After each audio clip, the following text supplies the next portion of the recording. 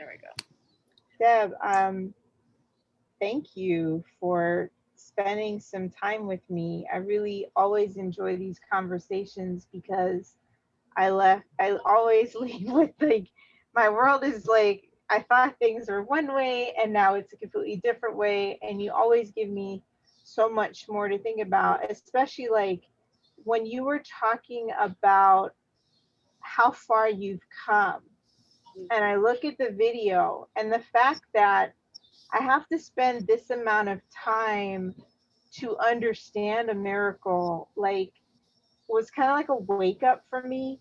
And it's a the good news is it's something that you can, especially with some of the well-being philosophy, you can train yourself to notice things, because before I was oblivious to just all the miracles of thing around me, like a weed. Like, how many times do we walk past weeds? And I think we treat a lot of human beings as weeds, but when you go look down, like when I look down at this little weed, it was perfect, five perfect prongs, and the center, like when you really looked at it, was just like a meteorite of little tendrils. And I'm like, this was the most beautiful weed I've Yes. ever seen.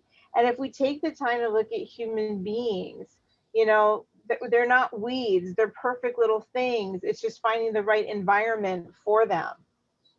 It's so true. I mean, I always come away um, feeling energized. I love your capacity to keep up, but also then to take the conversation into different perspectives, to disrupt the sort of patterning that is what you're helping people go around. I mean, I think you're excellent in that, and that you can be supportive and let me go off on my Socratic monologues, but then reframe it in a precise way that's like, here's what you're not seeing, Deb. Let me reflect something entirely different so that that adds into it. And that's a priceless skill, to really be able to do that for somebody. Adults, we're used to only hearing the same things, we say the same things, and to have somebody of your caliber able to talk about what you feel and sense and see the person is ignoring in any given aspect of what they're trying to do, whether it's pitch or just come up with solutions to life problems. It's a crucial skill, and I really recommend people to work with you, checking out your services, because you're a great Watson to my She Sherlock. Yes, you are an amazing she Sherlock. And to me, iron sharpens iron. The conversations don't happen in a vacuum. And it's when you have the ability to have that synergy and that synchronicity together, that's when the magic happens. Yeah. So yeah, so it's interconnected. What did you call it? Yes, Iconoclastic?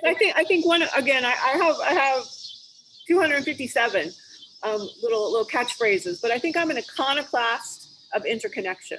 Yes, yes. Is I'm really very logical. I'm really, again, my Socratic monologue last night, as I was explaining how I solved the Big Bang, and I We'll have think to get into I, that. well, the funny thing is I'm always sort of saying, well, it's going to take other people forever to get to the place where you can keep up with me. But then I nailed it in like 12 minutes. I mean, I just Big Bang. It's a problem with English being a prison, with us being very linear focused. And it all comes down to the fact that there is no such thing as space and time. So there's the whole Big Bang. We're always constantly like, okay, here's a new original first state. Well, what came before the original new first state? Like we're always trying to go, we just can't think, well, something had to come before the Big Bang. And it's basically evolutionary logic. Evolution occurred. There were forces, and then forces over time begat stuff. And time is fully embodied. So you got to get rid of time and space. And you just keep going. Forces ultimately created stuff. And that's E equals MC squared. And as the wise feminine she Einstein of consciousness, explaining that E equals MC squared applies to humans and that it explains human energy. But I'm not going to stand on a stage talking about the equation he. It has to be she. Sustainable human energy equals mass times the speed of thought. Why would we need to square the speed of light? The speed of light is infinity as far as everything we know about the world. As far as human perception, speed of light is infinity. Why would Einstein need to square the speed of light? What's faster than the speed of light? The speed of thought. Yeah. Hashtag well-being philosophy, explaining the Big Bang. Only there were a resident philosopher that we could have these conversations. If only this generation of students and staff and faculty could come to somebody and say, you know what the problem with global warming is? We keep thinking it's an atmospheric problem. There is excess carbon monoxide right in the air we breathe. And that's what caused my chronic condition, multiple chemical sensitivity, is there is too much excess carbon in the near end atmosphere. Think about what happens to our body when we are thirsty and hungry. We've got all these alarm bells. You will end up to distraction when your throat will stop working or your tummy will keep growling. Well, we can live for how long without water? How many weeks without food? I've so far managed 18 days of fasting in a row. But how long can I survive without clean air? Seconds. Mm-hmm. And my body, my specific highly sensitive organism, hasn't atrophied the sense of smell in the way most humans have. Also, I'm not a mouth breather. It always gets me. People will tell me they think I'm crazy, that smells are making me sick. And then all they're doing is chugging air in through their mouth. Well, you don't smell through your mouth. If all you do is mouth breathe, you get asthma. Asthma is actually entirely preventable. This is the Sherlock of human health. Asthma is everything to do with mouth breathing. You breathe through your nose. And in fact, that's also, I posed this question to someone I met at the Carnegie Museum. Why is secondhand smoke worse than firsthand smoke? Because it's through the mouth. Right. Which orifice does it go into? When you're smoking, so again, we've got saliva, there's all this, your mouth is where your body has all of your immune system, your whole digestive tract. So there's a lot of good protective, there's some protective, it's not for tobacco. But there, air that's coming into our nose, everything about smoke, the byproducts of combustion is excess carbon monoxide. So global warming's just not out there, leagues away in the atmosphere. It's happening right here.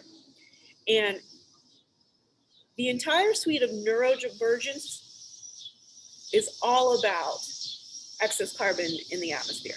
I guarantee it. I guarantee that what creates that complexity of mind, what creates autistic fits, what makes people be like that, what puts you in this I gotta talk. What does that is unrecognized environmental stressors. I mean, I can solve autism. I can solve MS. We talked about, I know her name. I can't remember her name. And I can find the TED Talk, but she's a neurobiologist. Yeah. Through diet and so it actually is, I mean, because she's a biomedical researcher, but it actually is bioelectricity. Every bit of spontaneous healing, you think about the people who go off to Mexico and drink juice and get rid of their cancer. There's just constant, everything that's about spontaneous healing comes down to bioelectricity. What happens is you give new feedback in the biofield, in the morphic field of our entity. We're body, brain, and biofield. So this is what the tuning forks, this is another, again, you get me going.